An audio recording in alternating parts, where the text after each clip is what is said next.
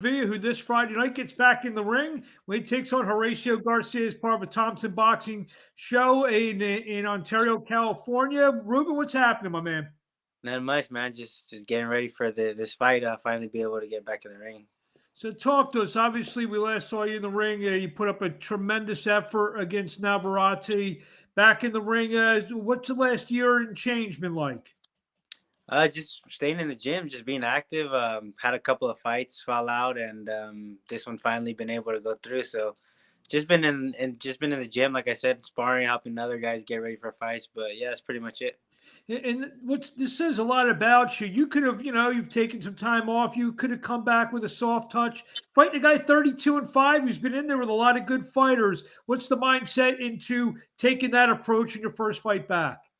Yeah, I mean, just like you say, he's a really good veteran, aggressive veteran. Faced a lot of guys. I just want to show that I'm still one of the top 126 pounders, and being this guy will put me back up and hopefully in the rankings. And yeah, I mean, just hope to perform as I usually do. Let's just take a quick step back, talk about the Navarati fight. Terrific fight. I mean, you were a punch or two away from becoming the world champion. When you went back and watched the fight, what did you gather out of all of it?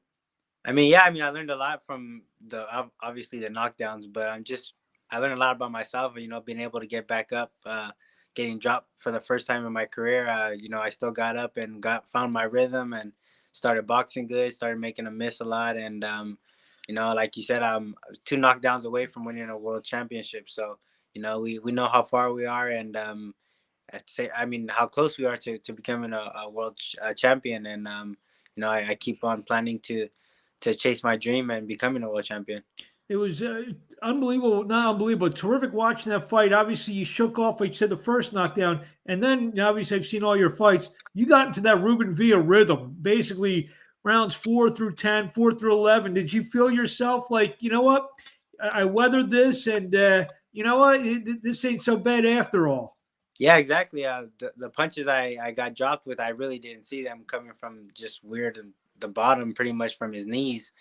But that's something I had to learn for myself and see. I got to learn all styles, and I feel like if I get a rematch, I'd be able to get the best of him and take the W. But for now, I'm just fixing up my mistakes that I had, and just been working on that in the gym, and now I'm ready to fight again. And actually, you've been doing that in a new place. I understand you opened up a gym during your time off. Talk about how that all came about in that experience. Yeah, well, pretty much our old spot. It wasn't too local where people were finding us. Our location wasn't too good, but this location, this new location on South Main of Salinas opened up, and my coach been going after it for years, and they finally uh, gave up the place due to COVID. So yeah, we jumped on it once we were able to, and we opened up in February, and we got a lot of good business, a lot of good clients, and it's just cool to see my community being involved in my gym. So, what's Ruben Villa, the business owner? What's he like? I mean, since this fight came up, I'm kind of taking the back seat and letting everyone else pretty much run the gym. But right after this fight, Monday, I'm gonna be in there 24/7. Pretty much my 9 to 5 job. And also during this thing, I read that you got to work out with the former All Pro Patrick Willis of the 49ers. How did that come about? Just through Instagram, one of his friends knew me, and they wanted a low key spot where they could work out and not be bothered. So yeah, we told him come check it out during the morning times. We're not too packed. Everyone's working or at school. So yeah, he came by, a real cool dude, and worked out for about 2 hours. And his work ethic is pretty good. I was surprised how much he could do.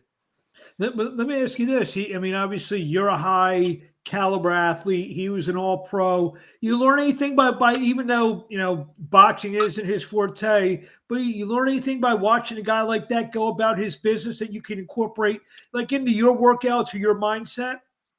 Like I said, just that work ethic he has. He's been retired for a few years, and he still works out a lot, and he's still trying to learn and push himself, and he don't let his body or his mind really take a break. So it was just cool to see that he was able to hit the bags and do a lot of rounds of mitts and pretty much just try to learn and pick up a new sport. It was pretty cool to see. You mentioned before you would love a rematch with Navarati, but I believe he may be, testing his waters testing the waters at 130 pounds. 126-pound division got Mark Magsayo just with the big win over Gary Russell. Where do you kind of, if you, like you said, you can't get that rematch, where do you kind of see yourself fitting in? What avenue would you like to go down? Yeah, I mean, I just want to win a world title at 126, if not two. It just depending how long I could make the weight. I feel like I could make it another year or two. I'm making it pretty easy. I'm only a few pounds away right now, so I feel like I make it easy. And I just try to win my world title at 126. And if I gotta chase Navarrete at 130, then that's something I'm willing to do. What have you gotten a lot of feedback in the last year? Obviously, it was on the big ESPN platform. You get a lot of feedback from the fights, gained some new fans, followers, the whole 9 yards. Yeah, for sure, but that's not really my concern. I just want to do my job and just do what I'm supposed to do and what I train to do, and listening to my coaches and my team, and I'm just finally excited to get back in the ring after about a year and some change. So yeah, that's my main focus right now. Any, not without giving much away, is it going to be the same old Ruben Villa, or do we learn any new tricks in the last year? Yeah, I mean, same old Ruben Villa, but throwing some new looks, new different, just pretty much growing and sharpening all my tools and using them a little more. And, I feel like I'm learning a lot. I learned a lot from that last loss. So just learning more about myself and more of trying to open up what I got. And, yeah, I mean, I'm just excited to get in the ring and show everyone I'm still at the top of my game. What do you want to tell the fans in closing before we let you go? See you Friday night. Fights Feed, Banner Promotions Facebook page, ThompsonBoxing.com, all their social media. So it's very, very easy to find this fight to see the return of Ruben Villa. What do you want to tell the fans out there? Yeah, just tune in April 15th, Friday. I'm coming to perform and keep moving my career forward and chasing that world title. And I know you said you don't care about, but where do the fans find you on social media? RV4 on Instagram and Twitter. There you have it. And I still owe you I owe you some good cheesesteaks. I know you don't really like the last cheesesteak. I told him to get it with Cheese Whiz, and I don't eat cheese, so I got yelled at for making you get Cheese Whiz. So next time I owe him and Dutch over provolone cheesesteak. So there you have it. And what else we got? We got the cannolis. You love those cannolis. Yeah, we got to get those out to Salinas. So Ruben, well, now after the fight, you can hold off for a few more days. Yeah. So that we'll get you them after the fight. Ruben, thank you for a few minutes of your time, and we'll talk to you along the way. Best of luck on Friday night. Yeah, thank you, Mark.